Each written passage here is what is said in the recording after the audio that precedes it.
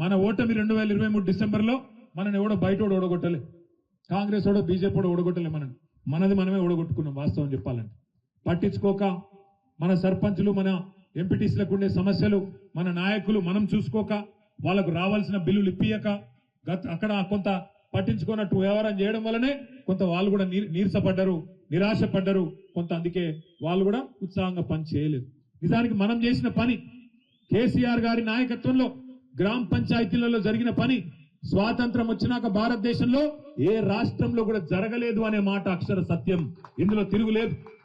ఎందుకంటే నేను ఉత్తగానే చెప్తలేను, మన నాయకుడికి మన పార్టీకి మన ప్రభుత్వానికి నేను కితాబులు ఇస్తలేను. వాస్తవానికి తెలంగాణ జనాభా పరంగా చూసుకుంటే భారతదేశంలో 3% కంటే తక్కువ. మన జనాభా ఎంత? 4 కోట్లు. భారతదేశం జనాభా ఎంత? 147 కోట్లు. మరి 147 కోట్లలో 4 కోట్లు అంటే 3% కంటే తక్కువ. కానీ 3% కంటే తక్కువ జనాభా ఉన్న తెలంగాణ జాతీయ స్థాయిలో ఉత్తమ పంచాయతీలు ఎక్కడున్నాయని కేంద్ర ప్రభుత్వం అవార్డులు ప్రకటిస్తే 30% అవార్డులు గెలుచుకున్నది కేసీఆర్ గారి నాయకత్వంలో. ఒక్కసారి గుర్తు తెచ్చుకోండి. ఎట్లా వచ్చినాయి మరి అవార్డులు? ఎట్లా వచ్చినాయి అంటే ఒక్కొక్క గ్రామంలో నర్సరీ పెట్టి చెట్లు పెంచి హరితహారం లాంటి మంచి కార్యక్రమాలు. నిజానికి చెట్లకు ఓట్లు ఉన్నాయి. వేరే వేరే నాయకులు వేరే వేరే పార్టీలు చెట్లు పెట్టుడు పట్టించుకోరు.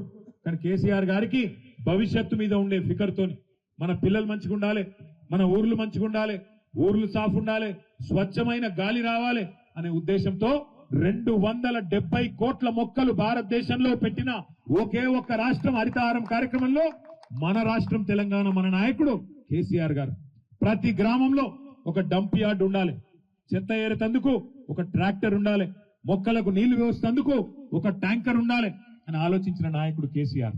ఎవరైనా చచ్చిపోతే వాళ్ళను ఎవల పొలాల కాడ వాగుల కాడ చెర్ల కాడ కాలేసుడు కాదు, ఊర్లో ఒక సంస్కారవంతంగా అంతిమయాత్ర చేసి అంత్యక్రియలు చేసే విధంగా వైకుంఠ ధామం ఉండాలి అని ఆలోచన చేసిన నాయకుడు కేసీఆర్. పట్టణాల్లోనే పార్కులు కాదు, పల్లెలలో కూడా పేదవాళ్లు తిరిగేందుకు పార్కులు ఉండాలని ఆలోచన చేసి ప్రతి పల్లెలో పల్లె ప్రకృతి వనం పెట్టిన నాయకుడు కేసీఆర్. అట్లాగే పల్లెల్లో పిల్లలు ఆడుకునేందుకు గ్రౌండ్ ఉండాలి అని ఆలోచన చేసి క్రీడా ప్రాంగణం ఏర్పాటు చేసిన నాయకుడు కేసీఆర్ గారు.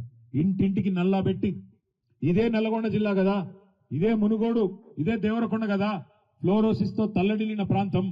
అట్లాంటి మునుగోడులో దేవరకొండలో ఉమ్మడి నల్గొండ జిల్లాలో ఫ్లోరైడ్ అనేది లేకుండా చేసి బ్రహ్మాండంగా ఇంటింటికి కృష్ణా జలాలు గోదావరి జలాలు తీసుకొచ్చి మీ కాళ్ళు గడిగిన నాయకుడు కేసీఆర్ గారు. చెప్పుకుంటూ పోతే 1, 2 కాదు, 10 ఏళ్లలో మన నాయకుడు చేసిన అద్భుతాలు ఎన్ని చేసినాం పనులు.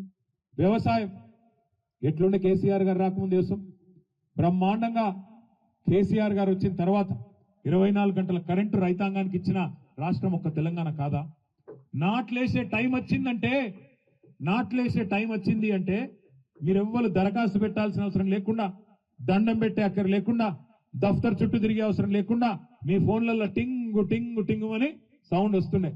ఇలా వస్తున్నదా టింగు టింగు? టింగు టింగు కాదట. రేవంత్ రెడ్డి చెప్తాడు ఆయన టింగు టింగు నడవదంట రైతు బంధుకు, టకీ టకీ అట. పడుతుందా మరి టకీ టకీమని? ఏడబడ్డది. 2 సార్లు రైతు బంధు కూడా ఎగ్గట్టింది. అపోజిషన్లు ఉన్నప్పుడేమో ప్రతిపక్షంలో ఉన్నప్పుడేమో 3 పంటలకి ఇవ్వాలి రైతు బంధు, 2టికే ఇస్తావా అని మాట్లాడిండు. 10,000 కాదు 15,000 ఇస్తా సోనియా గాంధీ మీద ఒట్టని మాట్లాడిండా లేదా? పెన్షన్లు 2,000 ఇస్తావా 4,000 ఇవ్వాలి. ఇవన్నీ చెప్పిరు. 6 గ్యారంటీలు, 100 రోజులు అన్ని చేస్తాం. మరి 800 రోజులు అయిపోయాయి. ఇవాళేమంటున్నాడు? మొత్తం కేసీఆర్ అప్లపాలు చేసిపోయిండు, దివాలా తీసింది రాష్ట్రం. క్యాన్సర్ పేషెంట్ అయింది, ఎయిడ్స్ పేషెంట్ అయింది.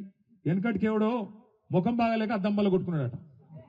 శాత కాదు నీకు నడపనికి ప్రభుత్వం. యాద్ చేసుకోండి ఒక్కసారి. కేసీఆర్ గారు ఉన్నప్పుడు ముఖ్యమంత్రిగా కరోనా మహమ్మారి వచ్చింది. కరోనా వస్తే ఎన్నడన్నా కలగన్నామా మనం? మూతికి బట్ట కట్టుకొని ఎవరింట్లో వాళ్ళని కూర్చునే రోజులు వస్తాయి, నెలలని బయటికి కాలు పెడదామంటే భయం అయింది, ఏడ తెచ్చిపోతామేమో అని. అట్లాంటి పరిస్థితి.